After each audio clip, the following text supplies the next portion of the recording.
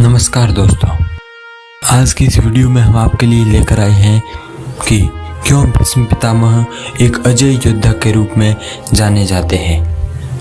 इस वीडियो में हम यह जानने की कोशिश करेंगे। तो चलिए शुरू करते हैं इस वीडियो को बिना टाइम वेस्ट के।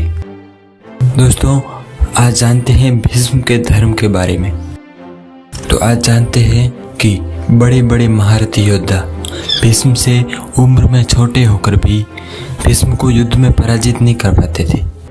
क्या था इसका कारण और क्यों था भीष्म को इच्छा मृत्यु का वरदान प्राप्त।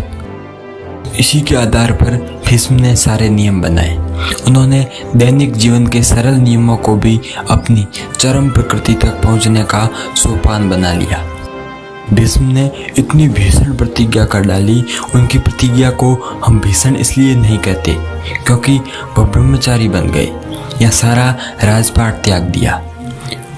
उनकी व्यक्तिगत असुविधा या क्षति के लिए हम उसे भीषण नहीं कहते, बल्कि इसलिए कहते हैं क्योंकि वह जिस कुरुवंश और देश से इतना प्रेम करते थे, उन्होंने उसे दांव पर लगा लिया। जो चीज़ उनके लिए सबसे अधिक महत्वपूर्ण थी, उन्होंने उसे ही दांव पर लगा लिया और कहा कि यही उनका धर्म और मोक्ष प्राप्ति का रास्ता है। दोस्तों, जैसे जैसे हम महाभारत की कहानी में आगे बढ़ते हैं, आपको तमाम ऐसी परिस्थितियां दिखाई देती है जहां भीष्म लगभग अति मानव या सुपरमैन नजर आते हैं। यदि कोई मनुष्य अपने भीतर मौजूद जीवन के बीज को रूपांतरित करने के लिए तैयार है, वह कोशिका जो एक और मनुष्य के निर्माण में समर्थ है, उसे वह जीवन शक्ति में रूपांतरित करने के लिए तैयार है, तो वह परमाणु बल की तरह शक्तिशाली हो जाता है। आपको पता ही है कि एक परमाणु कितनी ऊर्जा पैदा कर सकता है। कई बार महाभारत में लोगों ने कहा कि वे भीष्म से नहीं लड़ सकते क्योंकि वह एक अखंड ब्रह्मचारी है। वे उन्हें नहीं मार सकते थे क्योंकि उन्होंने अपने शरीर के हर बीज को एक जीवनी शक्ति में रूपांतरित कर दिया था, जिसके कारण वह अपनी इच्छा से मृत्यु को प्राप्त कर सकते थे।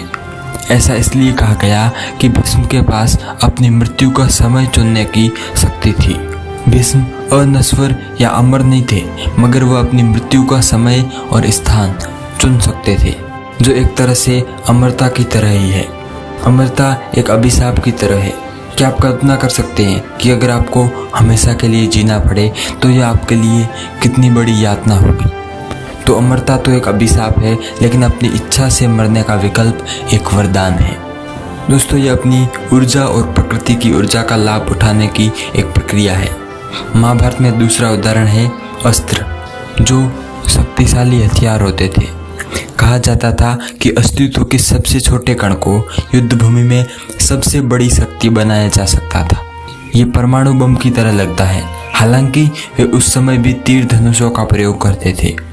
कुछ अस्त्रों के असर के बारे में बताते हुए ऐसी बातें लिखी गई है कि चाहे आप इस अस्त्र से पूरी दुनिया को नष्ट न करें, गर्भ में मौजूद शिशु तब भी झुलस जाएंगे। यह भी परमाणु हथियारों के असर जैसा लगता है।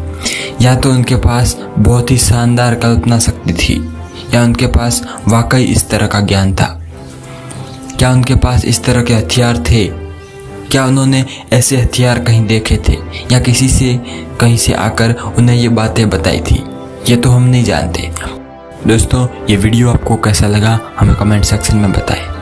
यदि आप चाहते हैं कि हम ऐसे वीडियोज और बनाते रहें तो इस वीडियो को लाइक और शेयर कीजिए और हमारे चैनल ज्ञान स्टेज को अभी सब्सक्राइब कीजिए।